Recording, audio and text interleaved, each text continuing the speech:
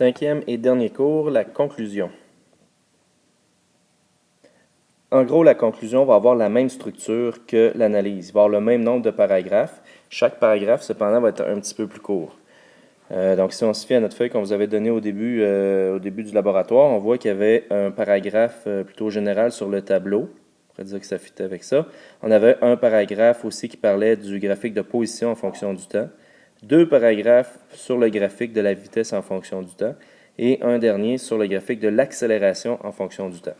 Dans l'analyse, on vous demandait de décrire de quelle façon on pouvait arriver aux formules qu'on a trouvées à partir des données du graphique et du tableau.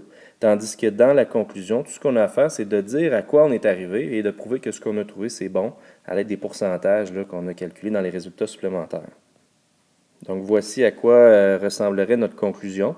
Au départ, on nous donne un petit paragraphe qui montre qui dit qu'on est arrivé à atteindre notre but, qui était d'analyser mathématiquement et graphiquement le mouvement du mobile qui se déplaçait sur un plan horizontal. Ensuite, il faudrait faire un retour sur notre hypothèse, mentionner si notre hypothèse était bonne ou pas. Et ensuite, on embarque dans l'analyse de chacun des graphiques. Donc ici, les deux petits paragraphes qui sont là, en fait, le dernier qui est ici, c'est le graphique c'est le paragraphe qui irait avec le graphique de position en fonction du temps. Donc, dans ce paragraphe-là, tout ce qu'il faut arriver à dire, c'est montrer que la formule qu'on a trouvée ici, vitesse moyenne est égale à delta x sur delta t, bien qu'on prouve qu'on a réussi à trouver cette formule-là puis que nos résultats sont valables. Donc, comment on fait ça?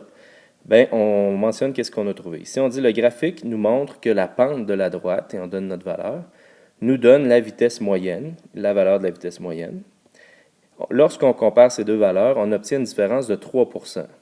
Là, vous mettez le pourcentage que vous avez obtenu, bien sûr. Cette valeur étant à l'intérieur des normes de laboratoire, soit plus petit ou égal à 5%, on peut donc dire que la vitesse moyenne est delta x sur delta t. Donc, on donne nos deux valeurs, on montre que le pourcentage entre ces deux valeurs-là est inférieur à 5%. Donc, on peut considérer que ces deux valeurs-là correspondent, et c'est à cause de ça qu'on peut dire que cette formule-là est vraie. Si jamais votre pourcentage de différence était plus supérieur à 5%, là, il va falloir expliquer pourquoi est-ce qu'on pourrait considérer que c'est quand même bon. Par exemple, si vous comparez une valeur non nulle à une valeur nulle, ça pourrait arriver ici dans le cas de votre accélération. La pente du graphique de vitesse est nulle. Si votre accélération, à cause de vos calculs, vous n'arrivez pas qu'une valeur nulle, alors là, le pourcentage de différence va être égal à 100%. Mais vous pouvez expliquer que on peut quand même considérer que ces deux valeurs-là sont semblables parce que votre accélération pourrait, par exemple, avoir une incertitude de plus ou moins 2. Donc, si vous arrivez à 1 plus ou moins 2, bien, notre 0, qui correspond à notre pente, est inclus dans cette incertitude-là. Donc, on peut dire que ça correspond. On va avoir comme ça un paragraphe pour le x en fonction du temps. On va avoir ensuite deux paragraphes pour le graphique de vitesse en fonction du temps, avec chaque paragraphe doit avoir sa formule, et un dernier paragraphe pour l'accélération en fonction du temps, toujours avec sa formule.